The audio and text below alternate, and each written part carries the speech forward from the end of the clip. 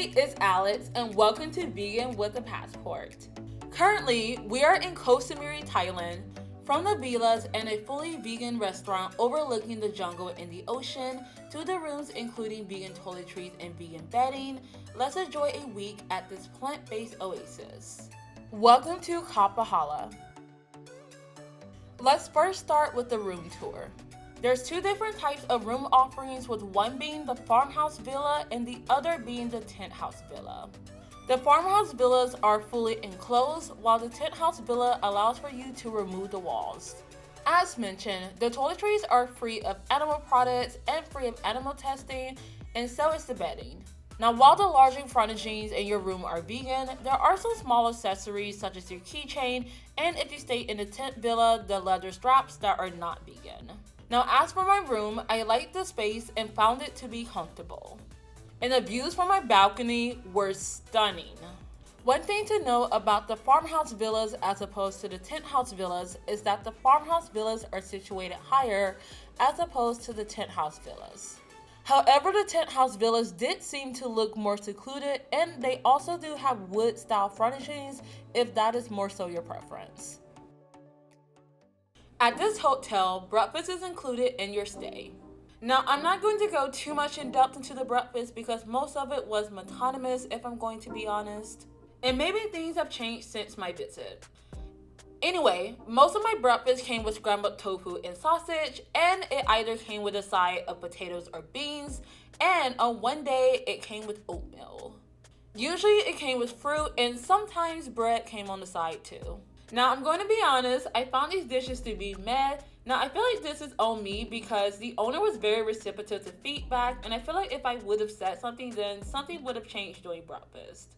Now, there was one day which I received a bento box which had avocado toast, fresh hot muffins out of the oven, and fruit, which was delicious.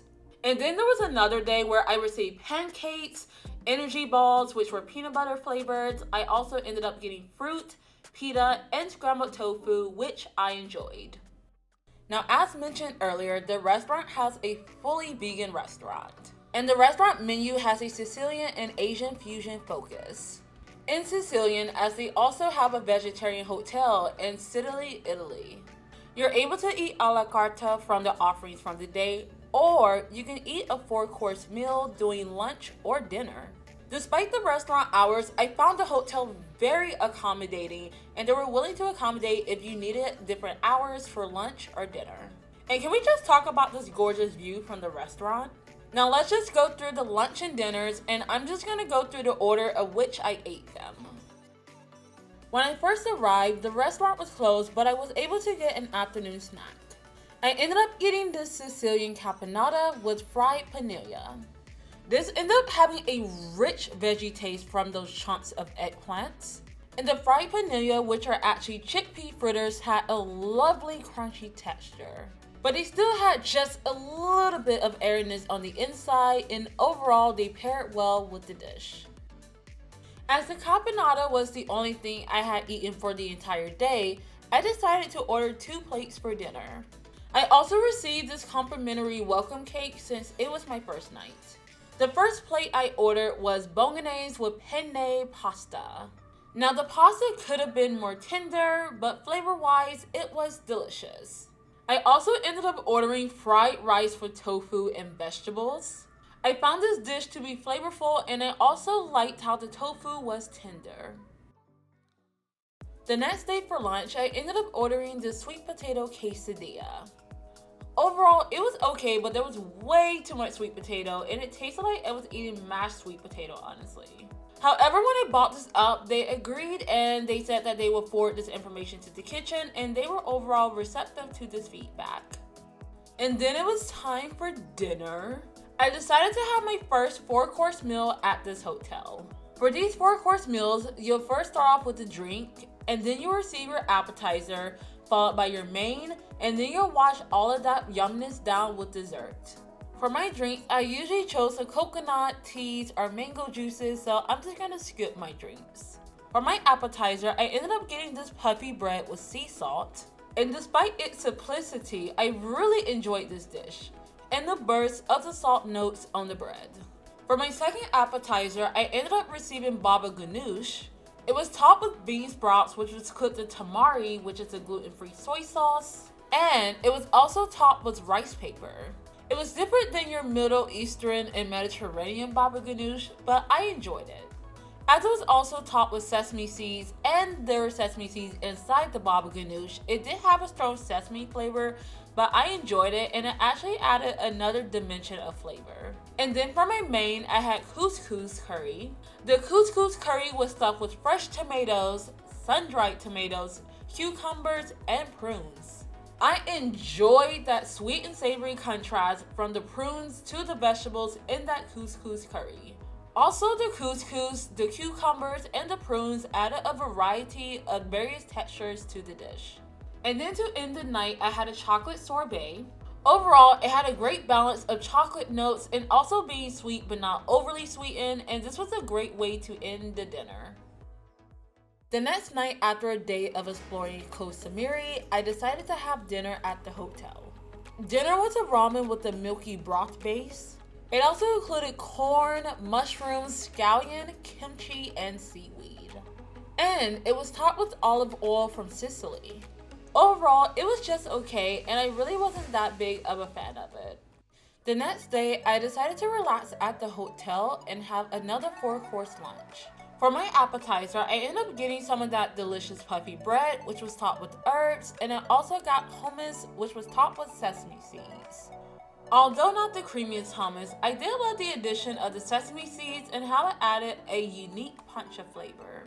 And then for my next course, I continued on with this risotto with sprouts on the top. It was delicious with its veggie broth that it was cooked in, and the sprouts added an interesting yet lovely texture to the dish. And then it was dessert time. Dessert for today was a cannoli. It was stuffed with the cashew-based ricotta, and it was topped with powdered sugar and had a little bit of chocolate sauce on the top and also on the side. And also the sides of the cannoli had pistachio seeds. And wow, for starters, that shell was very crunchy. Also, I love the mixture of the textures from the soft ricotta to the crunchy shell and pistachio seeds. Also, the chocolate was a lovely addition to the already delicious cannoli, and the chocolate wasn't overly sweet. And then for dinner, I ended up having massaman curry. It also had tofu, and overall, I thought it was okay. I say that primarily because I only got sweet notes and I didn't really get any other notes such as tanginess nor spiciness. Regardless, I would still eat it again. It's just on the sweeter end for a massaman curry. The following day, I ended up exploring Koh Samui all day and didn't eat at the hotel. So the day after, I made sure to have a 4-course lunch. The starter was a lentil soup, and this ended up being a flavor-bursting dish. I enjoyed the spices added to the soup and the somewhat chunky texture of the soup. And then for my main, I ended up having a Thai basil stir fry, and this was actually made from stir fried tempeh. I love how the texture of the dish was mostly crunchy, especially because this is usually something that I don't get with main dishes. And the basil addition added a pop of flavor. And lastly, for dessert, I ended up having a chocolate strawberry ice cream that didn't want its video being taken because the moment I whipped my phone out, it just started melting. Regardless of it melting quicker than the speed that Michael Phelps can swim, it was a delicious chocolate ice cream that had sudden hits of berry notes. For the next day, as I was spending time on the island of Koh Phanong, I ended up having a pack-away breakfast and I only had dinner at the hotel. For dinner, I ended up having a vegan black squid pasta dish. Overall, it was okay, but not that memorable to be honest. Now just a recap of what I thought about the food. For breakfast, I honestly thought it needed some work, and as for lunch and dinner, when it came to the 4-course meals, I thought those were delicious, and as for the a la carte meals, I thought those were either a hit or a kind of a miss. Now let's discuss amenities. Right at the restaurant where you can eat and swim is this infinity pool where you can also catch beautiful views of the jungle and the ocean. There's also a gym with lots of equipment, which is the first I've seen at a plant-based hotel. My favorite was this climbing rope, which I interpreted as a swing. Whee! Also, I love the amount of empty space in the gym and the wooden floors, which allows for you to dance or do some yoga if you're in there alone. And there's even mood lighting if you want to mix your workout routine. And lastly, your workout or your spiritual routine, if you're doing yoga, comes with a stunning view of the jungle.